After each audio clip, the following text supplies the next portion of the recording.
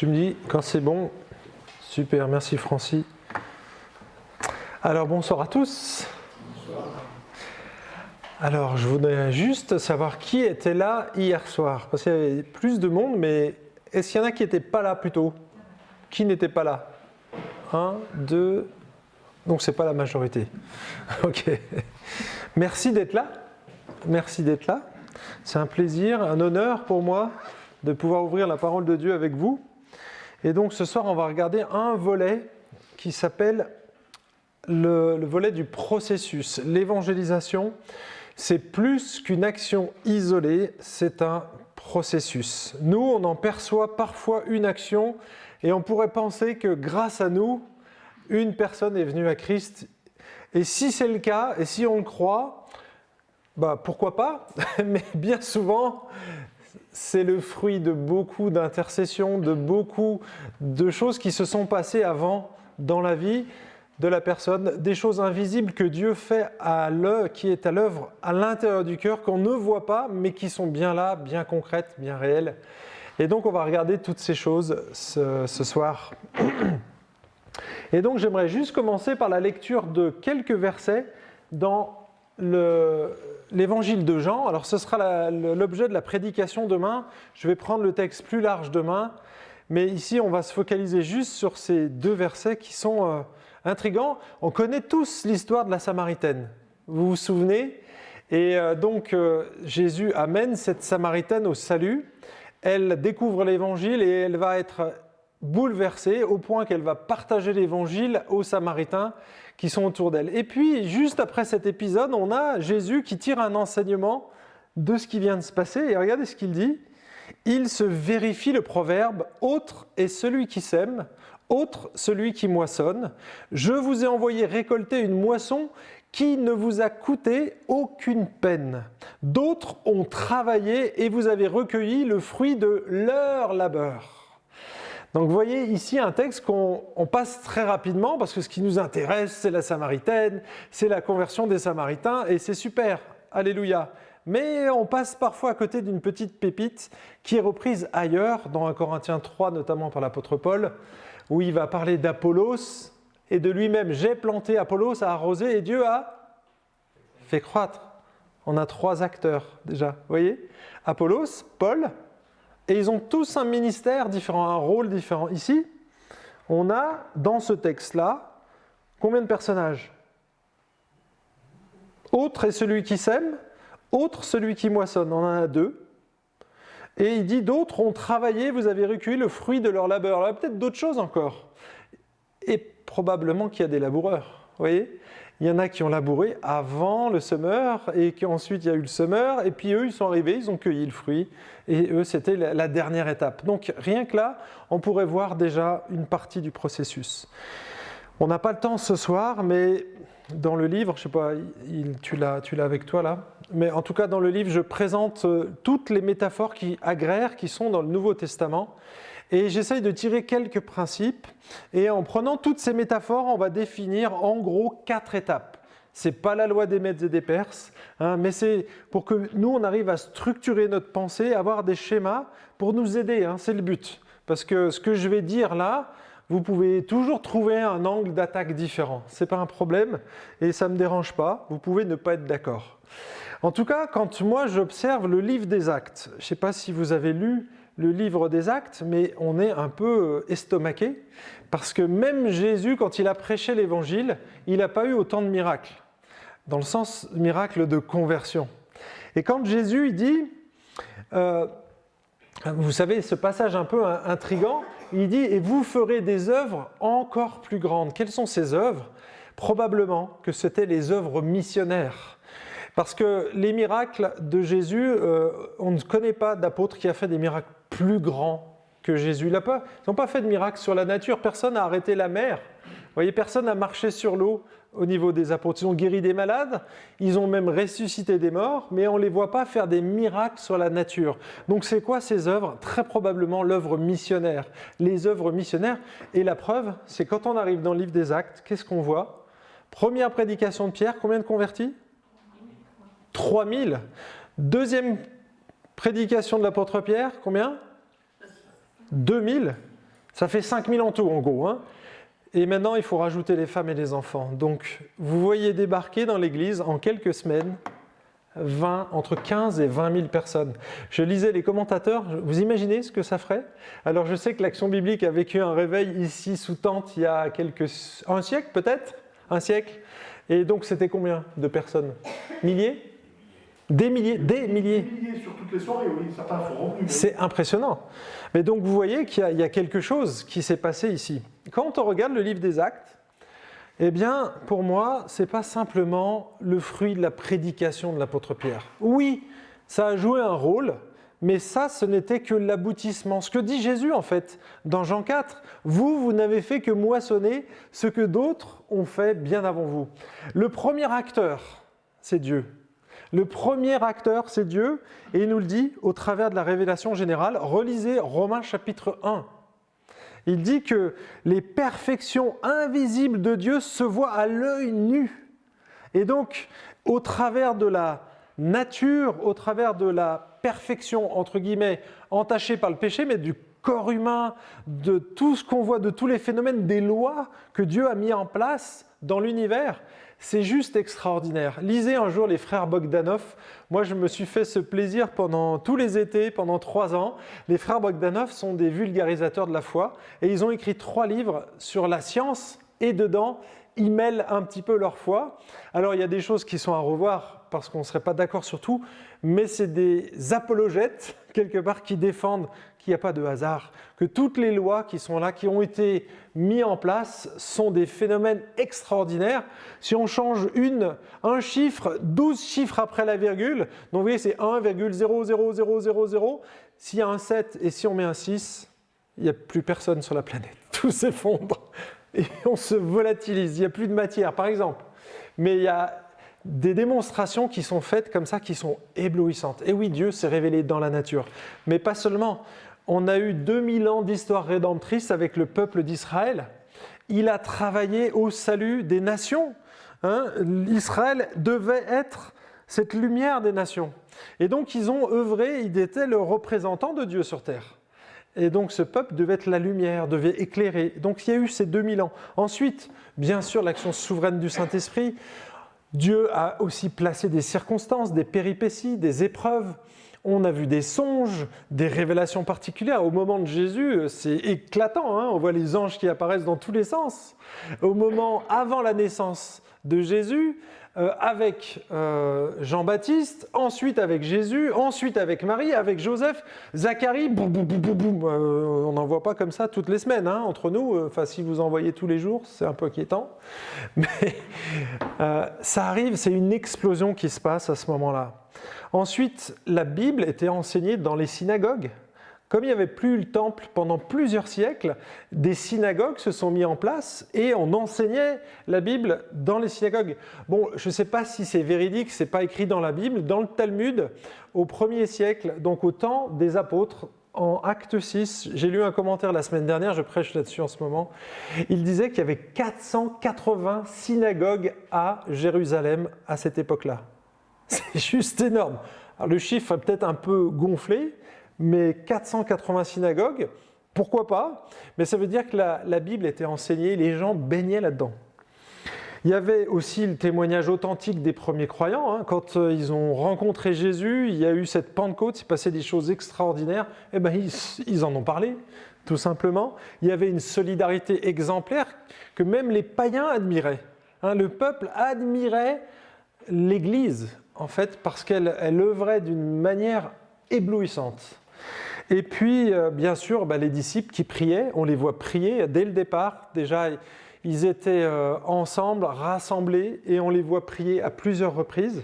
Ça faisait partie, l'intercession, Maurice, intercession, j'ai mis là, tu vois, c'était avant qu'on discute, mais ça faisait partie du rôle de ces disciples. Bien sûr, la prédication inspirée et zélée des apôtres. Et si on met toutes ces choses juste à poser, vous voyez, ce n'est pas une action isolée. Ce n'est pas que la prédication de Pierre, mais c'est toutes ces choses, tous ces éléments mis bout à bout qui font qu'il y a eu à un moment donné un réveil extraordinaire, explosif, et la souveraineté de Dieu. Parce qu'on peut toujours prier pour le réveil, mais si Dieu ne l'envoie pas, mes amis, vous pouvez prier toute votre vie sans jamais rien voir.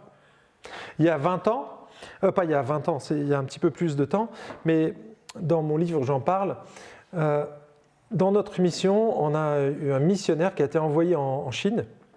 Il est resté pendant 20 ans. 20 ans dans c'était pas une campagne, c'était une petite ville.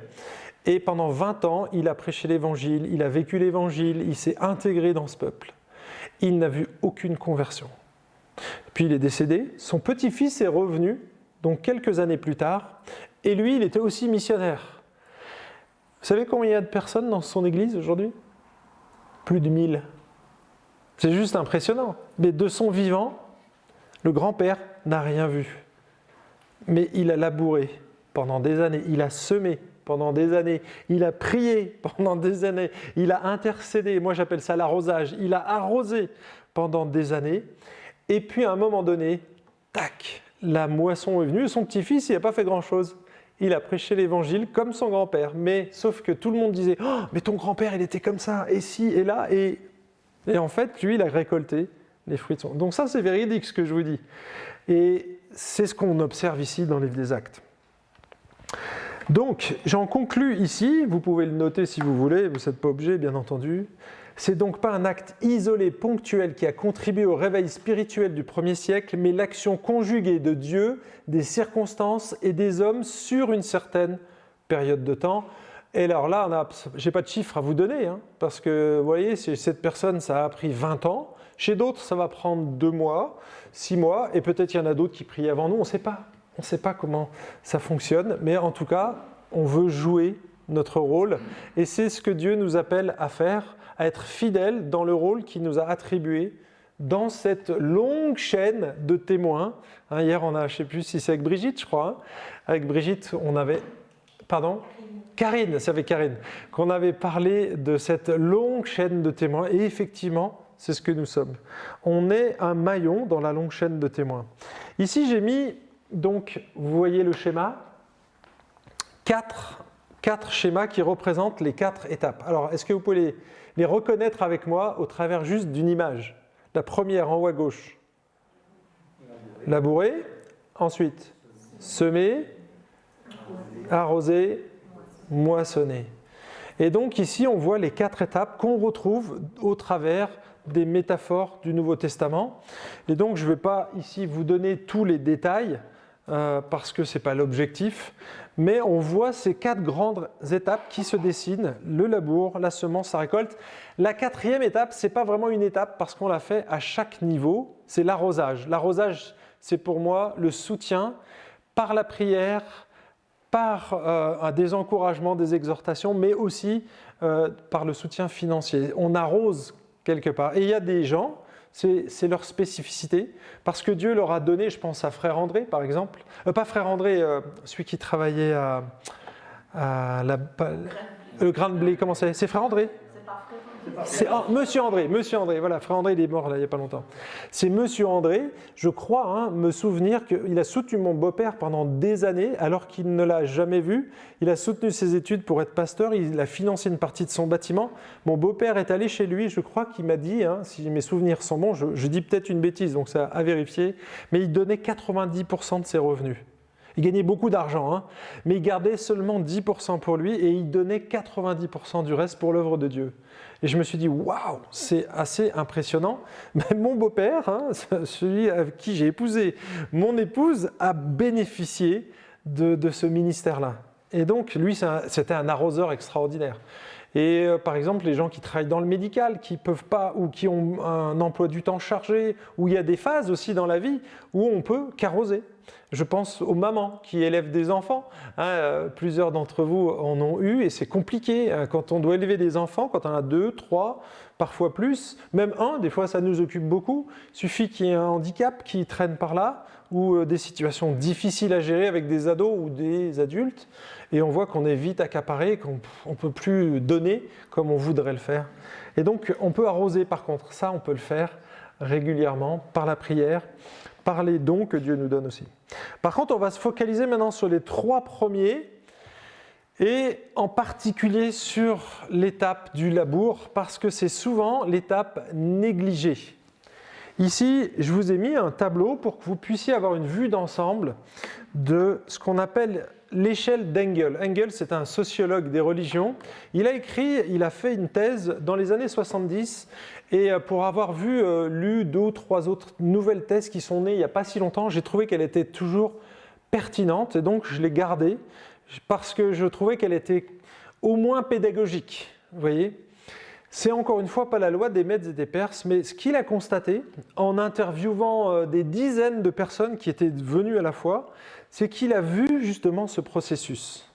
Alors lui, il n'avait pas mis ce que moi j'ai rajouté à gauche et au milieu, il avait vu l'échelle d'Engel, c'est la partie de droite. Mais ce qu'on observe, c'est qu'en fait, on travaille tous en même temps, c'est-à-dire Dieu à gauche, regardez, c'est marqué le rôle de Dieu, la colonne de gauche, et donc on voit que Dieu est à l'œuvre dès le départ au travers de la révélation générale. Ensuite, Dieu, au travers d'événements de la vie, on ne sait pas comment ça fonctionne, mais au travers de galères qu'on va rencontrer, au travers de transitions dans la vie, au travers peut-être parfois d'une révélation particulière, eh bien Dieu va œuvrer, il va nous attirer à lui, il va nous appeler, et puis à un moment donné, nous on va basculer, et il va régénérer notre cœur. Mais tout ça, c'est l'œuvre de Dieu. C'est Dieu qui régénère par le Saint-Esprit. Nous, on ne fait absolument rien à ce niveau-là. Il va nous convaincre de péché, et donc il va nous amener à la régénération du cœur, et petit à petit, à la sanctification. Ça, c'est l'œuvre invisible de Dieu, mais elle est réelle, parce que l'appel, nous, on le fait d'une manière physique, mais notre appel, il est général, alors que Dieu, lui, l'appelle d'une manière efficace. Vous voyez, donc il y a ce parallèle, il y a nous et Dieu en même temps qui travaillons. Nous, on est au milieu. Donc ça, c'est notre rôle. Nous, on va labourer, on va semer et récolter. Alors j'ai mis un trait à l'étape -7, mais c'est pas la loi des Mèdes et des Perses, ça peut être à -6, -5, c'est comme vous voulez, c'est pas important. Ce qui est important, c'est de comprendre qu'il y a un processus. Alors, parfois, les gens, vous voyez, le schéma se lit de bas en haut. C'est une échelle qu'on monte quelque part. Il y a des gens qui n'ont aucune notion d'un être suprême. Si vous prenez un athée comme moi j'étais, convaincu que Dieu n'existe pas, j'étais un militant. Et donc moi je suis arrivé, la première fois que j'ai rencontré un chrétien, j'étais à -10. Et petit à petit, et il y a eu des étapes qui ont été rapides, mais petit à petit, j'ai commencé à prendre conscience qu'il y avait l'existence d'un Dieu. Donc vous voyez, c'est en discutant avec des chrétiens que j'ai pris conscience de ces choses-là. Bing, ou avec mon grand-père, je me souviens, il était communiste, athée, et c'est lui qui m'a dit « il faut absolument qu'une fois dans ta vie, tu lises la Bible. Il y a tout dans la Bible. C'est un livre formidable. » Il était communiste. Donc pour vous dire que même Dieu utilise des non-croyants pour se révéler quelque part à nous. Et donc j'avais un respect parce que je respectais beaucoup mon grand-père. C'était un érudit, il y avait des bouquins partout chez lui. Et il avait lu la Bible au travers de beaucoup d'autres. Mais il avait lu la Bible et il m'a encouragé. Donc vous voyez, je suis arrivé, j'avais quelques petites notions. Puis là, cette chrétienne que j'ai rencontrée dans une boîte de nuit, elle m'a fait bondir de 2 barreaux. Je suis passé à l'étape -8, la conscience de l'existence d'un être suprême. Parce que moi, quand j'étais étudiant, je prenais mon VTT, j'étais en Savoie vers Chambéry, et donc on montait dans la montagne, et quand on arrivait en haut d'un col, et là j'avais un spectacle, mais extraordinaire. Et là je me suis dit, mais c'est pas possible. Moi quand je fais un dessin, j'arrive à peine à dessiner un soleil, et là j'ai des trucs devant moi, mais c'est hallucinant. On va essayer de dessiner un arbre, une fleur, et nous on fait qu'un papier à plat, en 2D. Une fleur, il y a 3 dimensions, il y a des odeurs, il y a une texture, il y a quelque chose qui est beau, qui est esthétique. Et je me dis, mais c'est pas possible que ça ce soit le fruit du hasard. Et j'étais pas du tout croyant, mais j'étais émerveillé de rencontrer une biche sur mon chemin quand je descendais en VTT. Ça fait pas de bruit un vélo. Quand on descend dans la montagne, on rencontre une biche, on fait waouh, c'est génial. On voit une clairière et on est émerveillé. Je ne sais pas si vous avez cette appréhension, mais quand on est dans la nature, on est face à la créature de Dieu. Alors, elle est imparfaite, je n'ose même pas imaginer une création parfaite de Dieu. Mais en tout cas, voilà, l'idée c'est que nous, on puisse, en tant que laboureur, et ensuite le semeur et le récolteur, eh bien on va faire monter la personne d'une étape vers l'autre, jusqu'à l'étape -2, où on va simplement laisser la capacité à la personne de prendre une décision, d'agir. Elle va arriver à la repentance et la foi, c'est l'étape -1. Ensuite, elle se convertit, c'est la nouvelle création. Et on n'a pas fini notre job. Parce que c'était quoi la mission déjà? Est-ce que c'était d'annoncer l'évangile? Est-ce que la mission de l'Église est d'annoncer l'évangile seulement? Voilà, la mission, c'est de faire des disciples, de discipuler. Donc, c'est de faire des disciples parmi toutes les nations en les enseignant à garder, à obéir. Et donc là, il y a la notion d'intégration dans l'Église et de progression dans la vie chrétienne. Alors, vous pourrez appeler cette étape, si vous voulez, du discipulat, ça ne me gêne pas. Moi, je l'ai mis dans l'évangélisation durable, parce que pour moi, ça fait partie de notre mission. Et donc, quand on comprend l'évangélisation, on la comprend dans les étapes préliminaires, donc c'est toute la période du labour, qui est une période super importante, où on va passer du temps avec les gens. Je vais y rentrer dans le détail, hein. Là, je vais juste vous donner une vue d'ensemble, et ensuite, on va rentrer dans le détail pour savoir exactement qu'est-ce qu'on fait dans ces étapes. Est-ce que vous avez des questions jusqu'ici, avec ce tableau? Est-ce que vous avez capté comment ça fonctionne? Chacun a son rôle. Dieu, il a un rôle invisible, mais il est bien réel. Nous, on a un rôle. Et puis ensuite, il y a les personnes qui vont agir. Et l'idée de l'évangélisation durable, c'est de tenir compte de tous ces paramètres-là. D'accord? Parce que si on ne tient pas compte de l'ensemble des paramètres, eh bien, on va croire que c'est nous qui faisons tout le travail. Et donc, quand on va rencontrer un échec, c'est-à-dire qu'on va passer du temps avec les gens, on va les aimer, on va leur annoncer l'évangile et ils vont nous claquer entre les doigts, quel sentiment on pourrait avoir? Un sentiment d'échec. Oui, si tu es le seul acteur et si tu penses que tout dépend de toi, alors c'est un échec. Mais si tu intègres la notion que Dieu est souverain, que c'est Dieu qui convainc de péché, que c'est Dieu qui attire, que c'est Dieu qui appelle, eh bien du coup ça prend une autre dimension.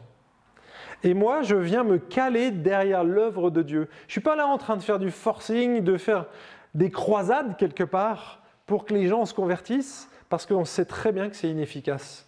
Nous, on est juste là pour accompagner, pour faire grandir la personne dans sa connaissance de Dieu jusqu'à la connaissance de l'Évangile, jusqu'à ce qu'elle se tourne vers lui, qu'elle se réconcilie avec son Dieu, qu'elle change de maître et qu'elle suive Jésus en intégrant bien sûr le corps de Christ qu'elle a déjà intégré à la conversion. D'accord? Pas de questions jusqu'ici? Allez, on continue. Alors, on va parler de cette étape du labour, parce que souvent c'est une étape qu'on néglige. Mais en fait, plus on va passer du temps dans cette étape-là, plus on va en gagner pour la suite. Plus on va passer du temps... Peut-être que vous avez l'impression de perdre votre temps en aimant votre voisin, en lui faisant des cookies à Noël, en allant frapper à sa porte pour lui demander des œufs parce qu'il lui manque des œufs. Tout ce que je vous dis là, je l'ai vécu il y a moins de 2 ans parce qu'on est arrivé il y a 2 ans dans une nouvelle région. Et puis on arrive dans une maison où il y avait des plaques à induction. Puis un soir, on veut faire des crêpes. À nos enfants, c'était le dimanche, en général c'est comme ça, vers 6h du soir, on se décide à faire des crêpes et on met la poêle sur la plaque à induction. Mais notre poêle n'était pas une poêle à induction. Eh bien ça ne marche pas, vous pouvez essayer, vous allez voir, ça ne fonctionne pas. Et donc on s'est dit, qu'est-ce qu'on fait? Mince, on a promis aux enfants qu'on allait faire des crêpes. Alors du coup on se dit, ah, mais c'est une bonne opportunité, on va aller voir nos voisins. Et donc du coup, nous voilà partis et on est tombé sur des voisins charmants. Donc notre première présentation, c'était pas « Bonjour, je suis le pasteur du village ». Non, c'est « Bonjour, excusez-moi, je suis votre voisin, j'ai besoin de faire des crêpes et malheureusement, j'ai pas d'œufs et pas de poêle ». Mais ces gens étaient formidables, mais vraiment, on est tombé sur des voisins extra. Et du coup, on a sympathisé. Bien sûr, on leur a rendu l'appareil. On leur a amené un pot de confiture, vous voyez. Et puis, quand ça a été la période de Noël, là, c'était vers début septembre, quand on a été vers la période de Noël, on a fait des gâteaux, et puis on a été leur amener des gâteaux. Et puis, comme ça, on a sympathisé. l'été, hop, il y a leur fille qui vient dans la petite piscine qu'on a, qui vient s'amuser avec notre fille. Et puis, vous voyez, ça a pris du temps, mais on a petit à petit labouré le terrain. L'étape de la semence, elle vient qu'après, en fait. Mais si on néglige tout cela, tout ce qu'on a fait, eh bien, si on arrive juste, je frappe à la porte, je me présente, bonjour, je serre la main, je ne vais pas faire la bise. Bonjour, c'est moi le pasteur du village. Vous avez un besoin quelconque? Non, non, j'ai fait toc toc, j'ai besoin. Vous voyez, comme Jésus avec la Samaritaine. Vous vous rappelez de Jésus? J'ai soif. Il s'est rendu vulnérable quelque part. Souvent, on vient avec nos gros sabots, on pense que nous, on va tout apporter en tant que chrétien. Mais on oublie qu'on doit aussi recevoir la grâce. On n'est pas seulement là pour donner, on est aussi là pour recevoir la grâce. Hein. Parfois, on a du mal à recevoir des autres, eh bien, il faut les demander. Et le Seigneur ouvre des portes de cette manière-là. Bien souvent, on donne et il faut donner, on est d'accord, mais on peut aussi recevoir et avoir une attitude. Jésus a fait les deux, donc ce n'est pas toujours unilatéral. En fait, le labour, c'est la période la plus longue et la plus, on dit ça, laborieuse, la plus difficile. Si vous discutez avec un paysan, c'est le moment où il dépense le plus de gasoil. Parce qu'il doit labourer, il doit aller chercher la terre, ça demande beaucoup d'énergie pour tirer cette charrue. Alors bien sûr, avec des bœufs, c'était différent, mais aujourd'hui, on a cette notion-là. Alors que la semence, finalement, c'est assez facile de semer. Mais labourer, c'est beaucoup plus compliqué. Et puis la récolte, c'est très furtif, hein, parce qu'on va semer peut-être abondamment, mais la récolte, on passe dans le champ et c'est très rapide quelque part. Et bien souvent, ce qu'on fait, c'est qu'on prend le triangle à l'envers.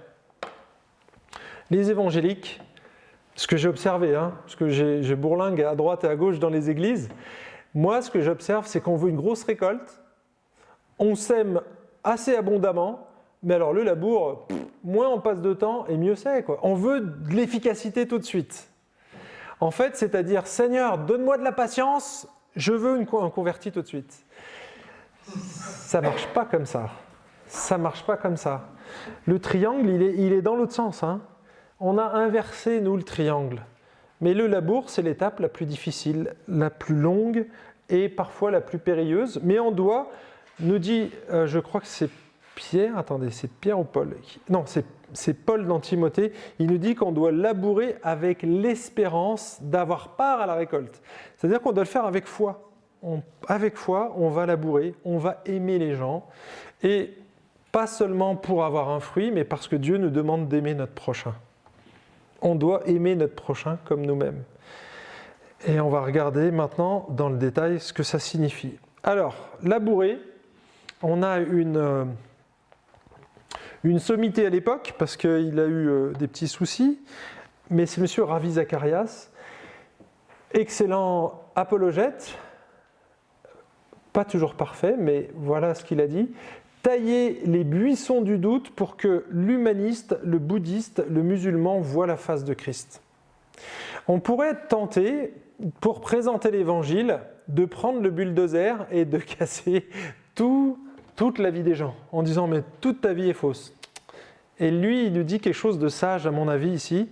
Au lieu de prendre ton bulldozer ou la tronçonneuse et de découper tous les arbres, tu tailles juste ce qu'il faut pour que la personne voie Christ, en fait. Tu ne viens pas là pour dénoncer toute sa vie, tout son péché. Tu viens juste tailler dans les buissons du doute pour qu'elle puisse voir la personne de Christ. Et c'est en voyant la personne de Christ qu'elle va tomber amoureuse quelque part de Jésus et elle va vouloir le suivre. Et là, il va s'opérer une réelle conversion. Mais parfois, on pourrait nous venir avec nos gros sabots et tout casser en fait. Eh bien, là, il nous dit un peu de subtilité.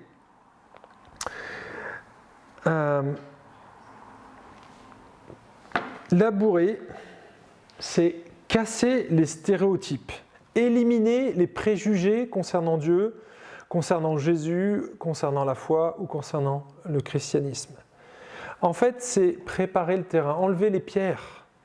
C'est s'adapter aux gens, s'adapter aux us et coutumes.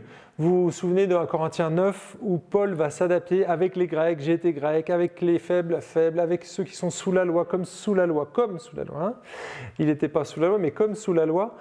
et il va se faire le serviteur de tous afin d'en gagner le plus grand nombre. C'est son objectif, afin d'en gagner le plus grand nombre. Donc nous, on pourrait résumer ça de cette manière, c'est amener petit à petit nos amis incroyants à une connaissance biblique de Dieu. Parce que bien souvent, on a une notion de Dieu, on en a discuté ce midi avec un ami. En fait, il dit que sa vision de Dieu, c'était comme un grand-père, comme un père fouettard quelque part. Il voit pas Dieu comme quelqu'un de proche, mais comme quelqu'un de distant. Et du coup, il a du mal à s'approcher de Dieu encore, parce que sa vision, elle est fausse là. Et on a essayé de passer du temps pour lui expliquer que Dieu n'était pas comme ça. Donc là, nous, on a œuvré cet après-midi. On est passé, je pense qu'on n'est pas à moins 10, hein, loin de là. On est probablement à moins 7, moins 6. Et donc, on est en train, en tant que messager, de lui faire accepter déjà le messager. Le message vient seulement après. Mais avant d'accepter le message, on doit accepter le messager. Et ça, c'est déjà gagné, je pense. Et Jean-Jacques, c'est ça, hein pardon, Jean-Paul. C'était Jacques dont on parlait. Mais avec Jean-Paul, on a pris du temps pour l'écouter. On a passé combien ? 90% à peu près. Hein 90% où on a écouté, on a pris la température de son cœur. Moi, j'appelle ça comme ça. C'est-à-dire quand on écoute quelqu'un, on écoute ses réactions, on va écouter ses revendications, sa colère, parce que là, on a vu quelque part des choses qui sont sorties et on s'est dit « Waouh, il y a quelque chose », mais il ne rejetait pas Dieu. Et donc, on a essayé de construire, tout en écoutant, où est-ce qu'on peut créer un pont. Et donc, de temps à autre, on glissait une petite perche, on tendait un petit bâton, et puis on essaye de le faire progresser quelque part. Mais on n'a pas dit, mais tout ce que tu dis, c'est nul. Mais bien souvent, on était d'accord avec lui, mais on n'allait pas le rejoindre sur toutes les pistes qu'il évoquait, mais quand même, on est allé sur son terrain, et puis on a essayé d'être compréhensif. Donc, c'est ça, en fait, labourer le terrain. Donc tu vois, leçon de labour, tu l'as fait en fait. Mais là, je mets juste des mots sur des choses qu'on fait tous en fait. Avec vos collègues de travail, ma femme est une laboureuse extraordinaire. En fait, elle a une mémoire d'éléphant, mais elle note tout en plus. Elle a fait, je sais pas, je crois qu'elle en est à sa 20e colo-mégatop, donc ça fait 20 ans, tous les étés, elle se souvient de toutes les dates de naissance, de tous les enfants qu'elle a eus, du lieu d'habitation, de tout. C'est impressionnant. Mais voilà, déjà quand elle arrive à la colo, elle a mémorisé tous les prénoms des enfants. Il y en a 80. Hein. Elle connaît, elle regarde, tac.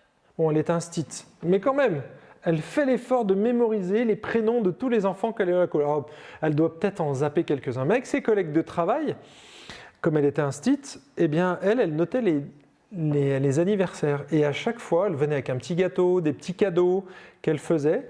Et en fait, elle leur manifestait de l'amour de cette manière-là. Et puis du coup, avec le temps, elle s'est fait une réputation.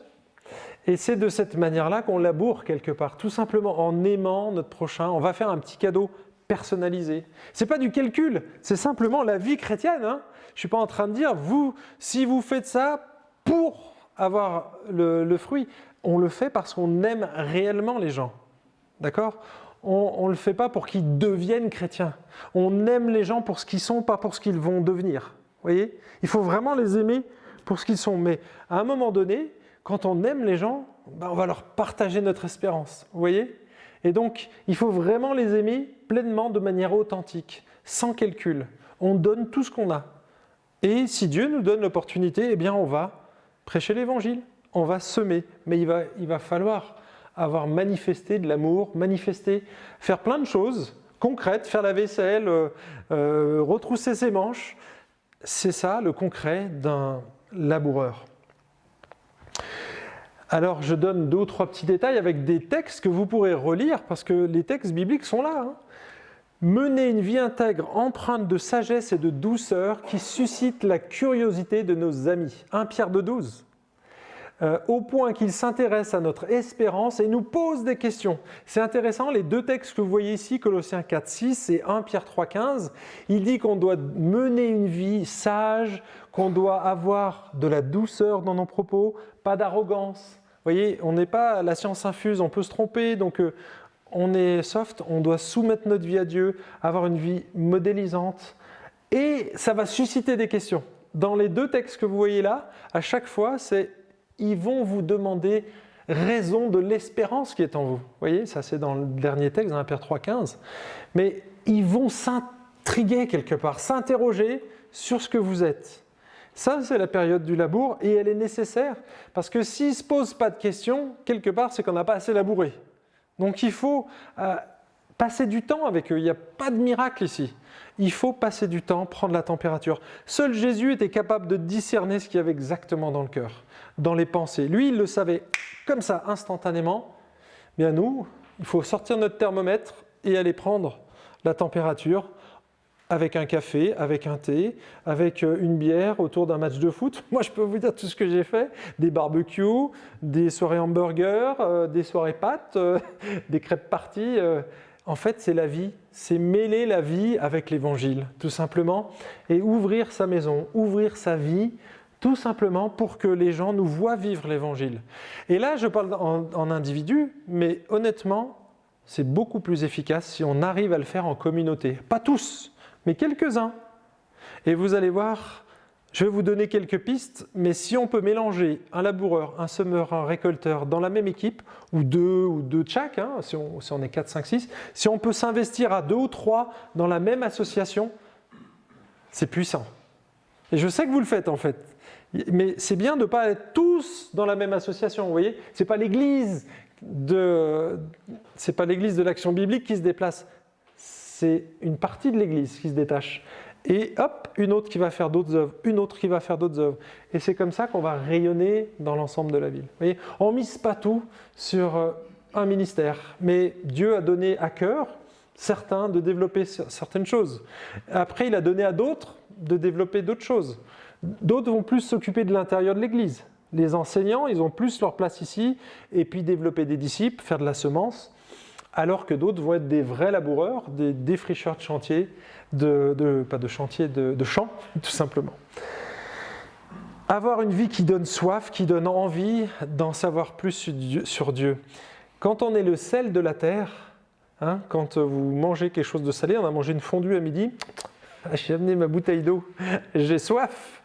Et c'est ça, quand on mange quelque chose de salé, on a soif et on donne soif. Quand on est le sel, on devrait donner soif de Dieu. C'est un des éléments, mais ce n'est pas le seul. Alors, j'ai ici quelques statistiques. Pourquoi je donne des statistiques ? Parce que ça nous donne des indicateurs de tendance. Ce n'est pas une réponse à tout, mais c'est comprendre notre société, comprendre la société dans laquelle on est, pour mieux connaître le sol sur lequel on est. Alors je suis désolé, je n'ai pas les statistiques pour la Suisse, mais je les ai pour la France. En gros, ça ressemble quand même un petit peu. Vous avez plus de croyants en Suisse qu'en France proportionnellement. Nous, on est à 1%. Vous êtes à 2% en Suisse, hein, 2,6% si j'ai bien relu les derniers chiffres. 2,6% d'évangéliques. Alors, ce que je regarde ici, c'est les tendances globales, d'accord ? En 1986, plus de 83%, je crois que c'est 83, ouais, 83% de la population se déclarait croyante. Ils avaient la foi, d'accord ? En 2001, ça descend. En 2011, on est à 36%. Vous voyez, en quelques décennies, il y a eu une chute vertigineuse des gens qui déclarent avoir la foi. Et encore, dans les 30%, il faut regarder de plus près. Et on va regarder ça dans quelques instants. En tout cas, il y a un sociologue qui a analysé la chose suivante. Il dit « La France est le pays d'Europe de l'Ouest au plus fort taux de non-pratique cultuelle ». Donc déjà, on a chuté au niveau des gens qui ont la foi, mais à l'intérieur de ces 40%, ils disent que 60,1% de personnes disent ne jamais assister à un office religieux, dans ceux qui se déclarent avoir la foi. Hein. Et ensuite, seulement 7,5% des personnes interrogées déclarent assister à un culte une fois par semaine. Donc tous ces chiffres, il faut les prendre, mais c'est en rapport avec les 40% qui restent. Hein. Donc c'est beaucoup moins que 40% en fait. Si vous limitez aux 7,5%, ça vous fait en gros 4% des gens qui déclarent avoir une foi et qui ont une sorte de pratique quelque part. Ici, un autre tableau qui montre la sécularisation progressive de la France. C'est le nombre de... Donc là, c'est les répartitions religieuses. En vert, c'est les catholiques et en orange, c'est les athées. C'est les deux grandes tendances. Donc si vous regardez bien, il n'y avait quasiment pas d'athées en 86, en tout cas, on n'avait pas les chiffres. Et puis, en 2014, donc vous voyez, on était à plus de 80% de catholiques en 86. En 2014, des gens qui se reconnaissent catholiques, on est à moins de 50%. Par contre, le nombre d'athées, il a été largement... Et plus les années passent, là si on prenait des chiffres aujourd'hui, la partie orange aurait encore grandi. C'est juste des indicateurs de tendance. Il y a 20 ans, il y a un livre qui s'appelle « Une église pour aujourd'hui », c'est David Brown. Il disait qu'il y avait quelques facteurs sociologiques de conversion, et donc en analysant, alors c'est une thèse de doctorat, donc le gars il a fait une enquête sur plusieurs églises, et donc il demandait aux gens quel a été le facteur décisif pour le fait que vous soyez venu à la foi. 3 à 8% disaient par une recherche personnelle, 4 à 10% par les activités régulières de l'église, 3 à 6% par l'école du dimanche, 60 à 80% par des relations. Donc là, on voit l'écrasante majorité des relations, mais le chiffre ne s'arrête pas là. Il y en a 3 autres. Il disait qu'il fallait entendre 5,9 fois l'évangile. Donc c'est encore une fois des statistiques. Hein. Il y en a il leur faudra 2 fois, puis d'autres 20 fois. Mais la moyenne, en gros 6 fois, et rencontrer 4 personnes différentes, 4 chrétiens différents, et cheminer environ 5 ans. C'était il y a 20 ans. Les choses ont évolué depuis. Et regardez ce que nous dit ce livre. Donc c'est l'ADN d'une église qui grandit, Daniel Liberec. Il a fait une thèse de doctorat aussi. Et voilà ce qu'il dit. Donc j'ai juste pris un tableau, mais le livre est très intéressant. Il dit que 29,5% ont été invités par des amis ou des membres de leur famille. Encore une fois, c'est ce qui arrive en tête. Ensuite, je cherchais une église par moi-même, 17,4. Je me suis rendu compte que j'avais besoin de Dieu dans ma vie. Et on voit ici une évolution. Alors, je vous passe de tous les chiffres, on ne va pas tout regarder dans le détail. Voici ici le résumé. Le grand changement entre les années 2000 et les années 2020, donc en 20 ans quelque part, le grand changement se situe dans un facteur que nous ne maîtrisons pas, à savoir la motivation intérieure. Si en 1999, seuls 3 à 8% des gens venaient à la foi par une décision personnelle, en 2018, plus de 46% des visiteurs sont venus mus par une motivation intérieure. Vous voyez la différence ? Ah pardon, excusez-moi, j'ai oublié d'avancer, c'était cette slide-là. On est passé de 3 à 8% à 46%. Et là, on peut observer qu'il y a vraiment un saut qui est fait. Et donc, c'est une tendance, d'accord ? Quand ça c'est proche, on n'en tient pas compte en général, mais quand il y a une grosse mutation de cette manière-là, alors on doit tenir compte de ces facteurs-là. Donc ça veut dire que les gens cherchent Dieu tout seuls. Et vous savez quel est le meilleur évangéliste aujourd'hui ? C'est pas Olivier Charvin, c'est Google. C'est Google notre ami. Parce que qu'est-ce que font les gens ? Ils vont aller chercher Dieu sur Internet. Et la plupart des gens, alors il a d'autres statistiques ici, hein, mais Google, Internet, les sites web, les Facebook, tous les réseaux sociaux, maintenant les messages que vous allez déposer aussi sur Internet, sur YouTube, etc., eh bien, ce sont des moyens que Dieu peut utiliser parce que les gens, c'est un des vecteurs principaux. Ils le disent d'ailleurs qu'ils préfèrent aller chercher eux-mêmes. Alors, il y a d'autres stats que je cite dans le livre, mais il n'y a pas photo. Donc, ils préfèrent que les gens viennent discuter de la foi autour d'un café et découvrir tout seul sur Internet. Et c'est l'écrasante majorité, c'est ces deux catégories. Par contre, recevoir un tract dans la rue, alors là, on frise le 0%. Et donc, du coup, je pense qu'il faut tenir compte aussi de ces paramètres-là, parce qu'ils sont réels. Alors, une petite synthèse, parce qu'on ne va pas rentrer dans tous les détails, mais sociologiquement, il peut y avoir un élément déclencheur, mais c'est une somme d'éléments concordants qui amène une personne à choisir de suivre le Christ. Bien sûr, il ne faut pas oublier l'œuvre de Dieu, qui est invisible mais qui est bien réelle. L'efficacité de l'évangélisation vient de la multiplication des interactions positives entre chrétiens et non-chrétiens. Si on cumule tout, parce que là j'ai fait une synthèse très rapide, mais c'est vraiment les interactions positives entre chrétiens et interactions. Ce n'est pas une action isolée, mais plusieurs actions isolées et puis croisées, d'accord ?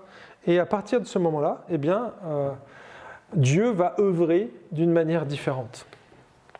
Et on pourrait dire efficace. Labourer, c'est construire des ponts.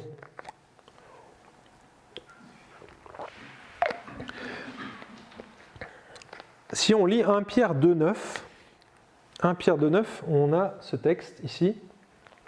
Il nous dit, vous au contraire, vous êtes un peuple choisi, des prêtres royaux, une nation sainte, un peuple racheté, afin de proclamer les louanges de celui qui vous a appelé des ténèbres à sa merveilleuse lumière. Et ici, on a un terme en grec qui a été traduit en latin par le mot pontifex. Vous connaissez le pontife, le grand pontife? Eh bien, ça veut dire pontifex, ça veut dire faiseur de ponts. Et nous, en tant que prêtres et sacrificateurs, le peuple de Dieu, on a un accès, grâce à Jésus, direct auprès de Dieu. Il n'y a plus besoin d'intermédiaire. Maintenant, on peut accéder directement à Dieu. Et de cette manière, on est tous des faiseurs de ponts. On est tous ces pontifex. Vous voyez ? Et donc, quelque part, à nous d'aller construire des ponts avec nos amis non-croyants. Alors, bien souvent, on cherche loin, mais Acte 1.8, si vous regardez bien Acte 1.8, il nous dit « Et vous recevrez une puissance, celle du Saint-Esprit, et vous serez mes témoins à Jérusalem, en Judée, en Samarie et jusqu'aux extrémités de la terre. » Et on voit ici, vraiment, c'est comme si on partait d'un point et tac, et il y a des cercles comme ça concentriques qui grandissent. Donc ça commence où ? Dans notre famille proche, ensuite dans l'église, ensuite dans notre entreprise, ensuite dans notre voisinage, dans notre quartier, dans notre ville, dans notre région, dans notre pays, jusque dans le monde. Mais voyez, on peut commencer à Jérusalem. Vous serez mes témoins à Jérusalem, et une fois que vous aurez saturé la ville, 20 000 en quelques semaines, je pense que c'est pas mal, mais Dieu a permis la persécution pour que l'Église bouge, pour que les Juifs sortent de Jérusalem et qu'ils aillent ailleurs. Et donc ça a dépassé le réseau simplement naturel pour aller au-delà dans d'autres villes. Et c'est là qu'il y a eu la diaspora. Donc construire des ponts, c'est tout simple les amis, c'est prenez votre vie et regardez les cercles. Ça peut être des cercles de loisirs, de sport, de centres d'intérêt en fait, et essayez de regarder, vous avez des centres d'intérêt communs avec vos amis. Ça peut être une association caritative, mais pas seulement, ça peut être un club sportif. Je pense que vous êtes plusieurs à faire partie de clubs, et puis, alors ça prend du temps. Moi j'ai passé presque 10 ans dans un club de foot. J'ai eu des bonnes humiliations, j'ai eu des bonnes discussions, mais je n'ai pas vu de gens qui se sont tournés vers Dieu, mais j'ai semé, j'ai labouré, j'ai semé pendant plusieurs années dans un collectif quelque part. Et là où ça a été plus fort, c'est quand j'ai eu un autre gars de mon église qui est venu se joindre à moi dans le club. Et donc du coup, on avait une relation qui était particulière et qui a été observée en fait. Mais ce n'est pas une garantie, c'est simplement que Dieu nous donne de labourer. Est-ce qu'il y a des questions par rapport au labour ? Parce qu'on va passer maintenant à la semence. Est-ce que vous avez capté un petit peu ? Bien connaître votre terrain, le sol, pour pouvoir mieux adapter la semence. Et ça, c'est le rôle qui va venir juste après. Est-ce qu'il y a des questions par rapport au labour ou vous les gardez pour la fin ? Je vais bientôt finir là. Pas de questions ? Alors, on va passer à la semence, mais comme c'est l'étape la plus connue en général, on va aller assez rapidement. L'étape consiste à faire grimper nos amis incroyants du niveau -5, donc d'une conscience de l'évangile, au niveau -2, c'est-à-dire à l'acceptation de l'évangile. Et dans l'idéal, il doit poursuivre le travail du laboureur. Pourquoi je dis ça dans l'idéal? Parce que moi j'ai eu un ami missionnaire qui était à Dijon, et puis à un moment donné, il a dû quitter la ville pour aller dans un autre ministère. Et puis un jour, il m'a dit, écoute Franck, tu sais, ça fait des années que je côtoie des jeunes, tout ça, je vais te donner leur numéro. Ok, t'es pasteur maintenant, donc tu prends le relais.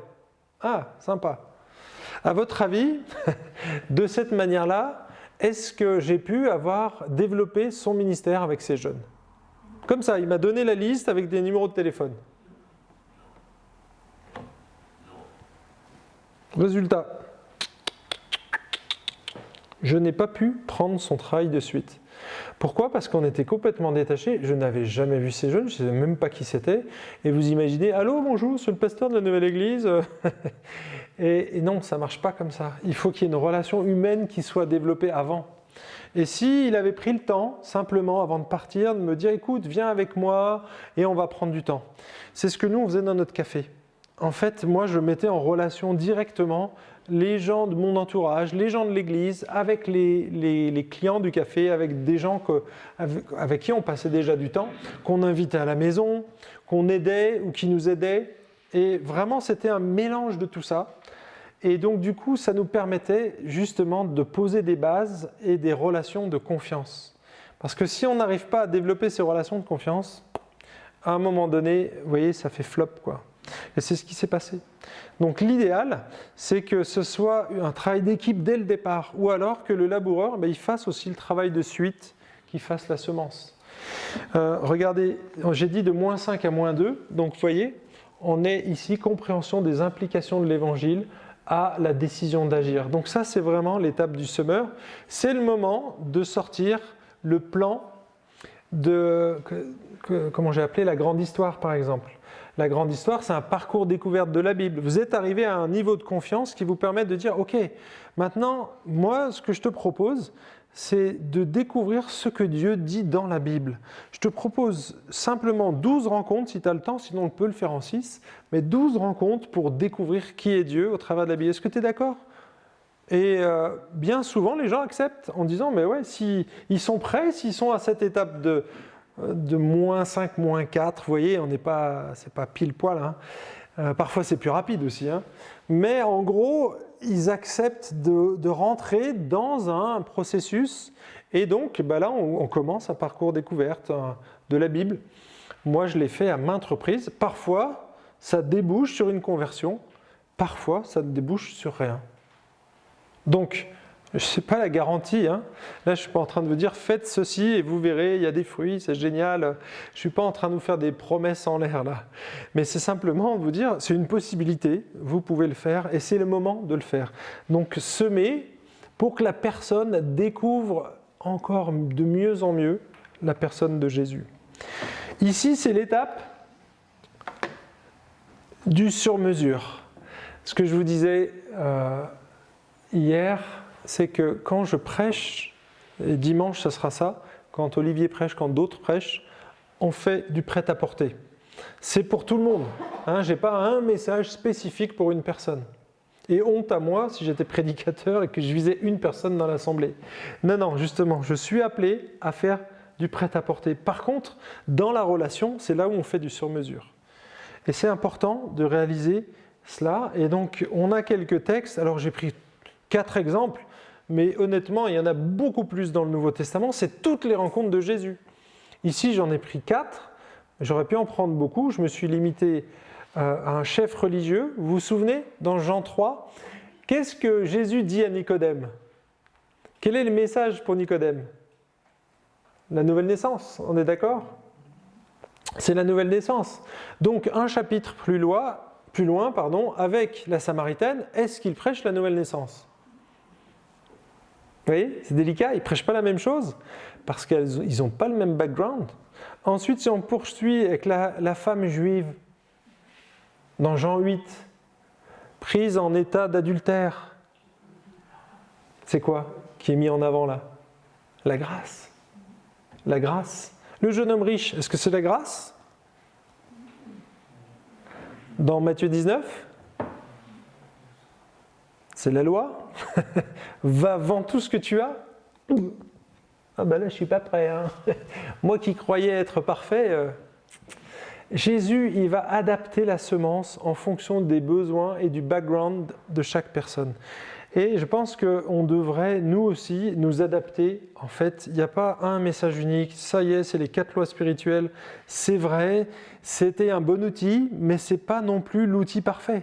Vous voyez, on doit adapter la semence. Et c'est pour ça que je vous ai cité un outil, mais il y en a beaucoup d'autres que vous pourriez utiliser pour amener les gens à la foi. Avec des musulmans, on verra différemment. On ne prendra pas les mêmes textes. Vous voyez, on va faire attention de ne pas heurter les gens. Si vous êtes avec un musulman, vous ne prenez pas une Bible toute bariolée. Hein, parce que c'est un irrespect total. Vous ne mettez pas votre Bible par terre. Il faut prendre une Bible, il n'y a aucun trait tracé ou colorié comme la mienne. Là, si vous regardez la mienne, je ne prends pas celle-là. Hein. Je prends une Bible neuve. Délicat, je la pose parce qu'ils ont un respect du texte. Et je pourrais les heurter juste avec ça. Il faut connaître. Et c'est ça, connaître le sol, le terrain et les gens avec lesquels on travaille.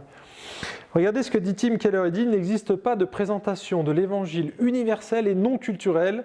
On trouve dans les Écritures de nombreuses situations où les vérités de l'évangile sont annoncées dans des ordres différents, démontrées à partir de points de départ différents et appliquées aux personnes de façon différente. » C'est toujours le même message, mais on adapte la semence, d'accord, en fonction du sol, donc de la personne, du cœur, de son background, de tout ce qu'elle est en fait, tout ce qui fait sa vie. Parfois on a besoin de grâce, et c'est le message de la grâce qui doit sortir.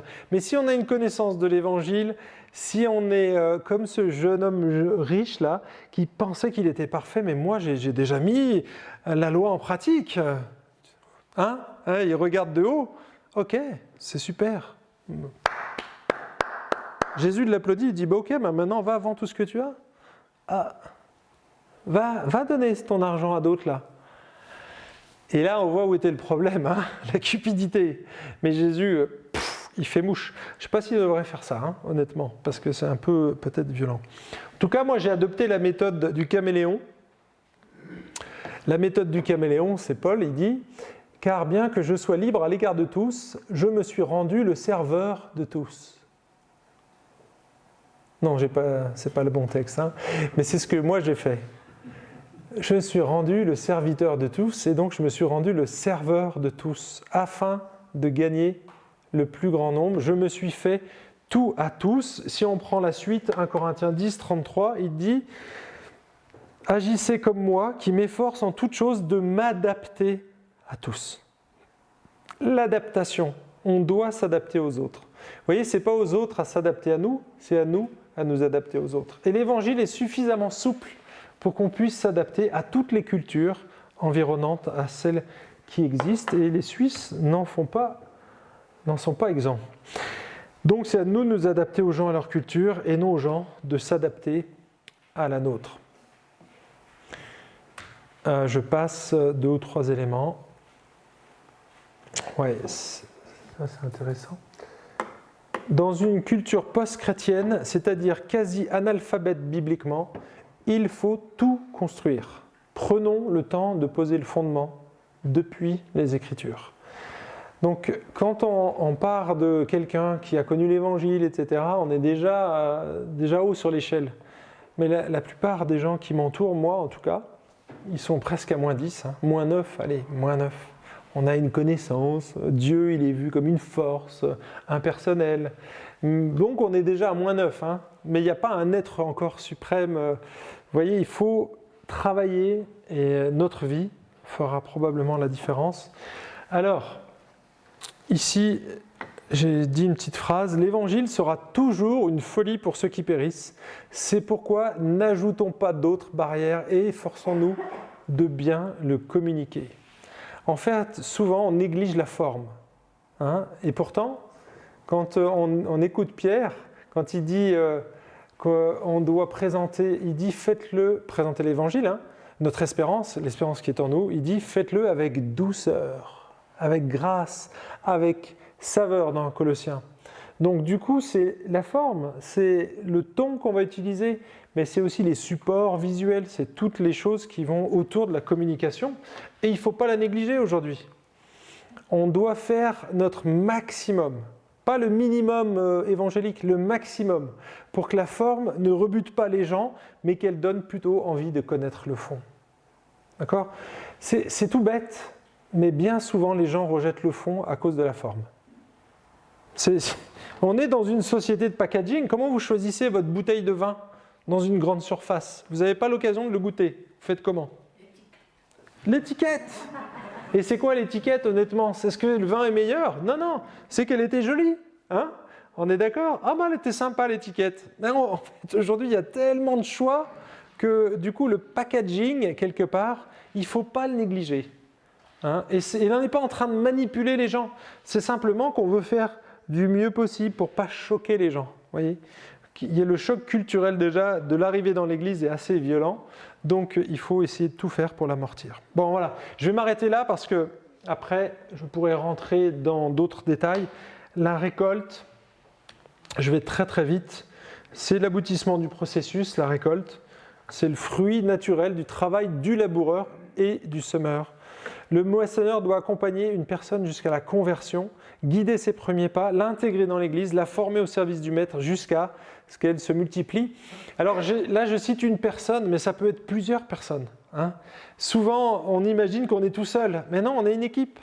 Une église, c'est une équipe où chacun a un rôle, et donc on soit des laboureurs, soit des récolteurs, soit des moissonneurs, soit des semeurs, pardon, soit des récolteurs, soit des arroseurs. Et il faut à un moment donné arriver à définir qu'est-ce que l'on est le plus, quelle est ma tendance quelque part. Il y a des gens qui sont complets. Eux, ils ont un profil d'évangéliste complet. Ça arrive, mais c'est rare. En général, un bon laboureur, il n'est pas très bon récolteur.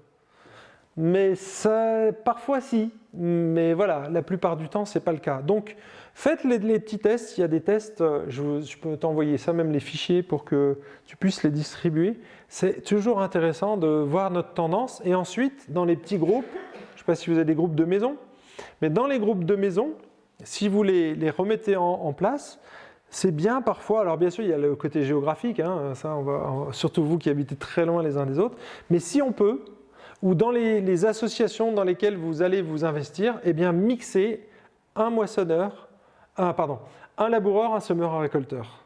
L'idée, ce serait d'avoir ces trois profils qui travaillent ensemble. Ça, c'est le top, hein, bien sûr, c'est la Rolls, mais après, on fait comme on peut avec les gens et la disposition des uns et des autres.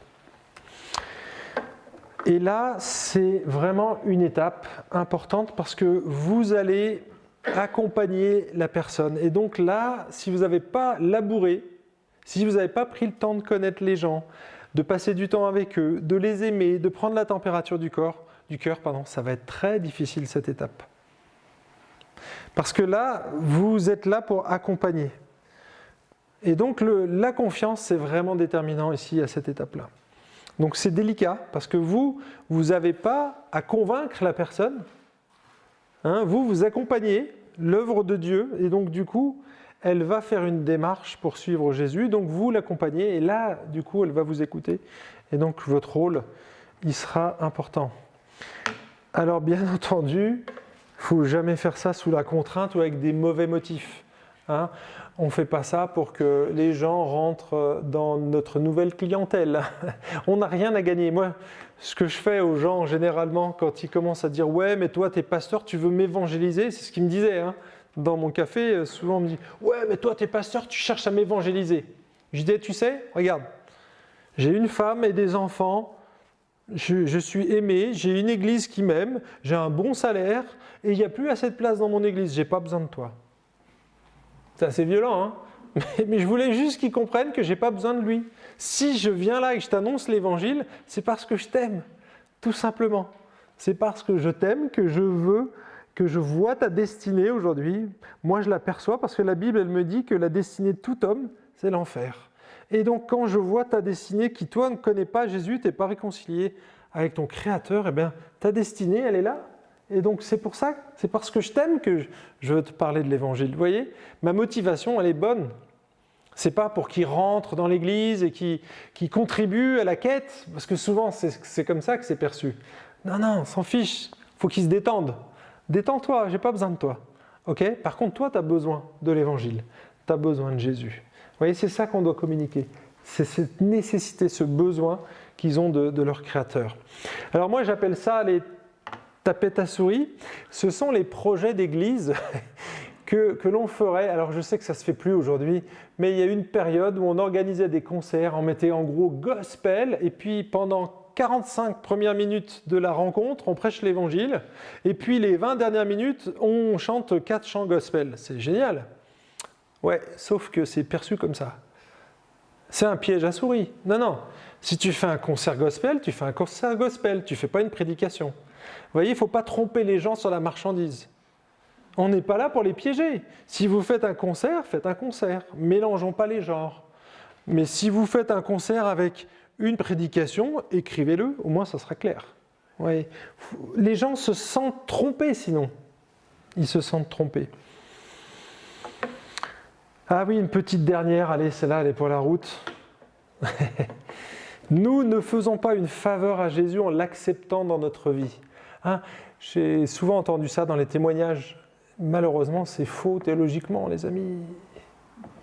Ce n'est pas nous qui faisons une faveur à Jésus, c'est lui qui nous fait la grâce de nous offrir la sienne. Vous voyez, on a inversé les rôles. J'ai demandé à Jésus de rentrer dans mon cœur.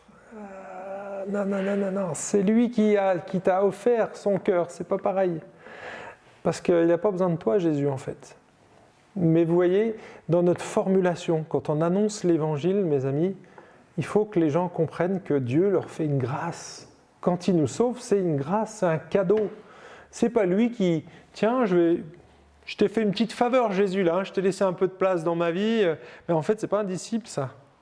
Quelqu'un qui a reçu Jésus dans son cœur, vous voyez, il n'a pas changé de royaume. Parce qu'il dit, Jésus, viens dans mon petit égoïsme, je vais te laisser une petite place. Non, quand on vient à Jésus, on change de royaume. On passe des ténèbres à la lumière et on arrive dans son royaume à lui, avec ses règles à lui. Et un converti va adopter ces règles. Alors ça prend du temps, des fois, de l'un à l'autre, mais c'est là qu'on doit arriver, c'est là qu'on doit atterrir. Ça, c'est la conversion. C'est un changement radical de savoir qui je suis et qui est Dieu. Et c'est à partir de là que le Saint-Esprit peut œuvrer. Voilà, alors, bon, après il y a d'autres choses, mais je vais m'arrêter ici parce que j'ai déjà été trop long, je crois. Est-ce qu'on a du temps pour des questions ou c'est mort là? On va se coucher. Est-ce que tout le monde dort ou pas encore? Des questions, puis après, on peut essayer une ou deux questions et puis après continuer avec les survivants. Alors surtout, si vous devez aller vous coucher, n'hésitez pas à y aller dès maintenant, je ne vous en voudrais point. D'accord? Je prierai pour vous. Non mais sérieusement, si vous êtes fatigué, si vous devez aller dormir, si vous avez des enfants, je ne sais quoi, levez-vous sans culpabilisation, d'accord? Il n'y a aucune obligation de rester. Maurice, il est mort de rire là au premier rang. Est-ce que vous avez des questions ou des précisions ou peut-être des choses à corriger que j'aurais dites qui étaient maladroites? Ça peut arriver, je suis un champion quand on parle. Est-ce que vous avez des questions? C'est merveilleux cette église, ils ne parlent pas en fait. Ah, c'est après? Après. Sinon on continue. Oui, on continuera autour de là. Oui, excuse. Ah, excellent. Ici, c'est mon fils qui m'avait donné. La grande histoire, je ne vois pas d'ici, mais c'est la grande histoire, c'est ça? Oui, c'est la grande histoire. Alors si on a qui veut jeter un coup d'œil avant de commander, peut-être. Ouais, c'est le parcours découverte dont j'ai parlé tout à l'heure, c'est ce livre-là. Excellent outil. Ouais.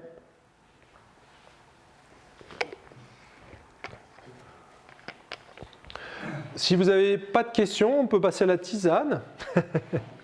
Je te laisse la place.